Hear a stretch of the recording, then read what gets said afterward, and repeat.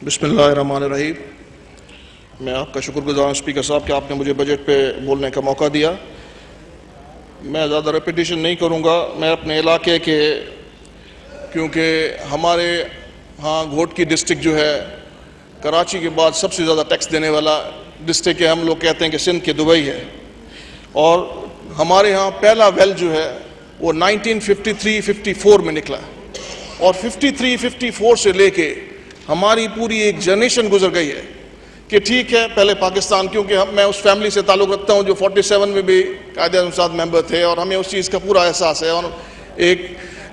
कि हमारे मुल्क के लिए बेहतरी हो। और हमने कभी भी नहीं चाहा बलूचिस्तान में जैसे सरदारों के ऊपर दूसरे लोगों के ऊपर तोहमतें आई,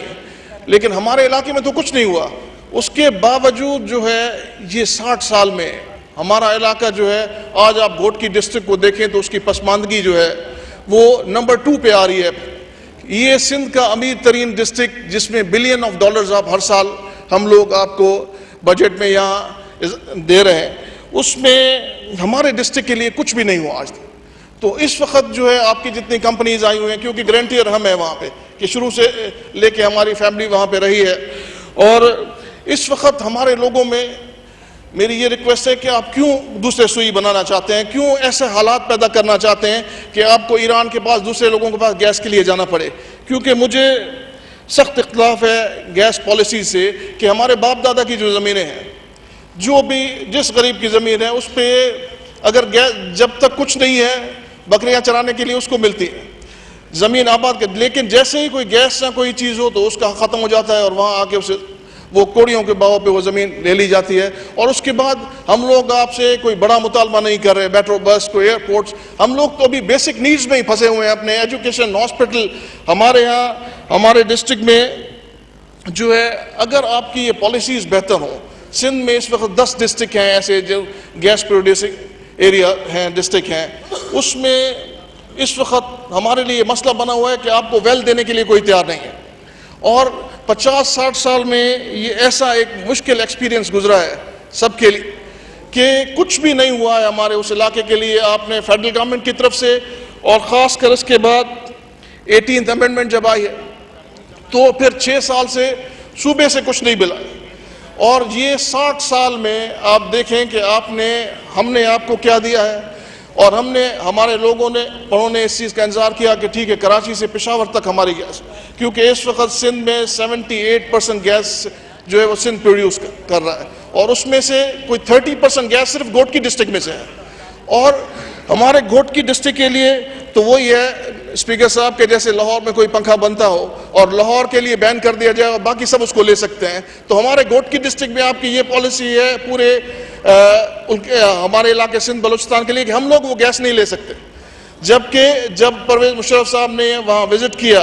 एज ए प्रेसिडेंट, और ये बुक्टी साहब का मसला था तो उनको खदशा था कि सिंध में से भी कोई प्रॉब्लम्स ना हो, तो वहाँ पे हमारे साबिक कोर कमांडर थे जनरल जंजुआ, उनको जितनी मैंने मीटिंग्स में बात की उन्होंने कहा कि 100% मर साहब सही कह रहे हैं कि हमने इस इलाके के लिए कुछ नहीं किया, लेकिन सारा टैक्स आप फेडरल गवर्नमेंट ले जाते हैं और आप वापसी में उस इलाके को कुछ नहीं दे रहे, इसलिए हमारी कंपनीज के लिए बड़े प्रॉब्लम आ रहे हैं। इस वक्त 5 बड़े गैस फील्ड्स हैं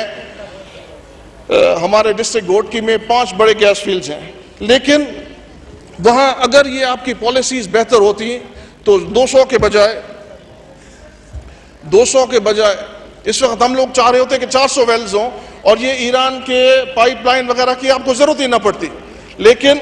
बदकिस्मती से वहाँ उस इलाके का कोई हक नहीं नज़र आ रहा। दूसरा कि हम लोग जो MNAs को अगर 2 करोड़ रुपए साल में मिल रहे हैं डेवलपमेंट फंड, तो 2 करोड़ 5 साल में 10 करोड़, तो 10 किलोमीटर रोड हम बनाते हैं। तो अगर कोई वहाँ वेल बदकिस्मती से, खुशकिस्मती मैं नहीं कहूँगा इसलिए क्योंकि ये गैस वेल्स जो हैं रहमत के बजाय हमारे इलाके में एक जहमत बने हुए हैं कि अगर कोई निकलता है तो आप हैवी रिग्स लेके जाते हैं वहाँ पे, तो एक ही दिन में वो सारा रोड डैमेज हो जाता है, और आपके पास आपने ऐसा मैकेनिज्म नहीं बनाया उस लोकल इलाके के लिए कि आप रोड रिपेयर के लिए उसको पैसे दें। अभी आप ये सोचें कि 3 वेल्स में से 1 हिट होता है, और हमारे पास इस वक्त भी मोर देन 200 वेल्स हैं इस वक्त गैस के, तो हमारे इलाके के रोड्स का क्या हाल होगा। और हमारे इलाके में जो हम फार्म टू मार्केट रोड बना रहे हैं वो अपनी प्रोडक्ट्स को बेहतर करने के लिए बना रहे हैं, कि हमारे बच्चे किसी अच्छे तालीम इदारे में जाएं या कोई हॉस्पिटल्स की कोई मुश्किल वक्त आए तो अपना रोड इस्तेमाल करें। कोई हैवी रिग्स के लिए तो हमारे फार्म टू मार्केट रोड्स हैं नहीं, लेकिन इस वक्त जो है आपके वहाँ पे कोई भी बावजूद हमारी बड़ी कोशिश के कोई उसके लिए रोड मेंटेनेंस फंड मुकर्रर नहीं किया गया, और मजबूरन अभी ये पोजीशन आ रही है कि आपके हैवी रिग्स को लोग क्रॉस करने नहीं दे रहे, रोड से रोक रहे हैं। अगर रोड में आपको जो है नहीं अलाउ करेंगे लोग, तो आप कहाँ से, ऊपर से तो नहीं लाएंगे हैवी रिग्स। तो काइंडली इसमें काफ़ी ऐसी हमारे डिस्ट्रिक्ट का मिस्टर स्पीकर सर जो है जिन जिन इलाकों में गैस, जैसे सऊदी, कतर, अबू धाबी, उनके मुल्कों के हालात तब्दील हुए हैं तो उन लोगों के हालात भी तब्दील हो गए। हम भी गरीब नहीं हैं, लेकिन हमें ज़बरदस्ती गरीब बनाया जा रहा है। हमारे साथ वो ज़्यादतियाँ हो रही हैं कि आज मजबूर हैं हम इस फ्लोर पे आके बात करने के लिए, क्योंकि यही एक रास्ता है कि हम अपनी पॉलिसीज़ को ठीक करें और उस पॉलिसीज़ के थ्रू जो है हम अपने इलाकों में वो चीज़ें लाएँ जो लोकल लोगों की डिमांड है। हमारे पास 1/3 डेजर्ट है और उसमें हम लोगों, आप मेट्रो बस और दूसरी चीज़ें छोड़ें, हमारे पास तो पानी का सदियों पुराना वो निज़ाम चल रहा है कि जो जानवर और इंसान इकट्ठे बरसात का पानी पी रहे हैं। तो इस पे मैंने कई दफ़ा प्राइम मिनिस्टर साहब को भी रिक्वेस्ट की है कि आप मेहरबानी करें और आके हमारे इलाके को विजिट करें, या कोई नेशनल असेंबली का कोई एलिगेशन आए, क्यों आप ऐसे हालात पैदा कर रहे हैं कि अगले सालों में लोग आपको वेल्स ना दें और ये प्रॉब्लम्स बढ़ें। तो हमारी ये रिक्वेस्ट है कि घोटकी डिस्ट्रिक्ट भी एक पाकिस्तान का हिस्सा है और इसके ऊपर पूरी एक तवज्जो दी जाए और इसके लिए कोई एक स्पेशल कोई ऐसा पैकेज अनाउंस किया जाए। दूसरा, प्राइम मिनिस्टर शौकत अजीज़ के ज़माने में उन्होंने कैबिनेट मीटिंग में एक फैसला किया, जब उन्होंने यही बात हमने उनको रिक्वेस्ट की और उन्होंने ये महसूस किया कि ये बहुत बड़ी ज़्यादती है इलाके के साथ, तो उन्होंने जनरली पंजाब, सिंध, फ्रंटियर जो भी इलाके हैं, सारे पाकिस्तान की मैं बात कर रहा हूँ, कि 5 किलोमीटर में जो भी गैस फील्ड्स हैं जहां गैस निकल रही है उनको फ्री गैस दी जाएगी। लेकिन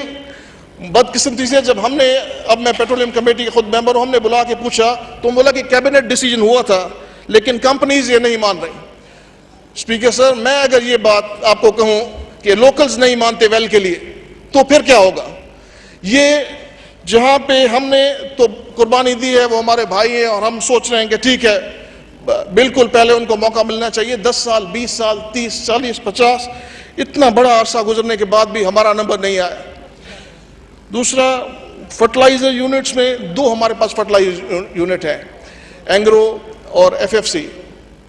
तकरीबन हमारे घोटकी डिस्ट्रिक्ट की छोटा सा डिस्ट्रिक्ट है, उसमें तो 20 दिन में आपकी फर्टिलाइजर हमारे डिस्ट्रिक्ट की पूरी हो जाती है, लेकिन 1 लाख बैग से ज़्यादा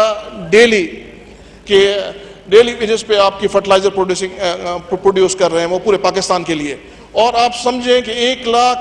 की ट्रैवलिंग जो है हमारे रोड्स पे है डिस्ट्रिक्ट के, लेकिन कोई रोड मेंटेनेंस फंड नहीं है और कोई उसका, जैसे शुगर मिल का शुगर सेस होता है, कोई उसके ऊपर कोई मैकेनिज्म नहीं बनाया गया कि जो है इतनी बड़ी लाख बैग का पर डे चलना। तो हमारे तो फार्म टू मार्केट रोड और हमारे डिस्ट्रिक्ट में हम तो एक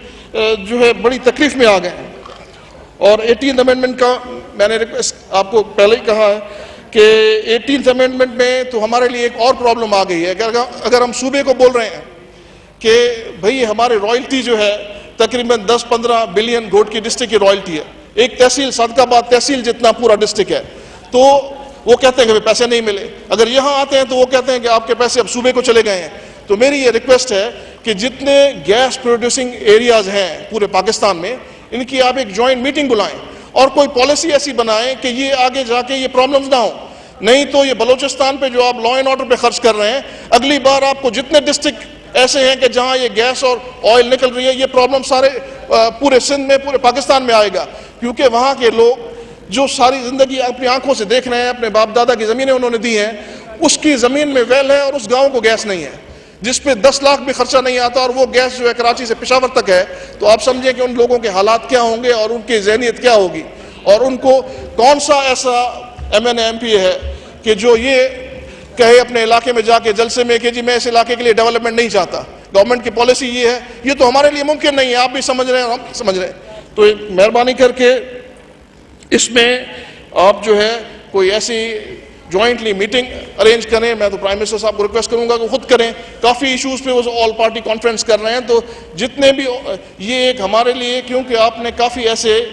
प्रोजेक्ट्स, ऐसी चीज़ें की हैं कि जो पहले नहीं हुई हैं, तो हम चाहते हैं कि इस बार इस चीज़ को ज़रूर मौका दें, क्योंकि ये एक हमारे लिए बर्निंग इशू बना हुआ है और हमारे पास कोई, ठीक है, जितनी कोशिश की, रेजिस्टेंस कर सकते थे हमने की है। अब हम मजबूर हैं, मैं हाउस के फ्लोर पे ये कह रहा हूँ कि हम अपने लोगों के साथ खड़े होंगे। अगर कोई ऐसा प्रॉब्लम आया तो हमारी एक मजबूरी है। उसके तहत जॉब्स के लिए तो मैं ये कहूँगा कि बाबुल इस्लाम हम सिंध वाले हैं और इमाम पेश बाहर से आ रहे हैं, कि इतनी कंपनीज के बावजूद जो है हमारे पास जो है कोई वहाँ के लोकल लोगों की कोटा नहीं है, कोई पूछने वाला नहीं है।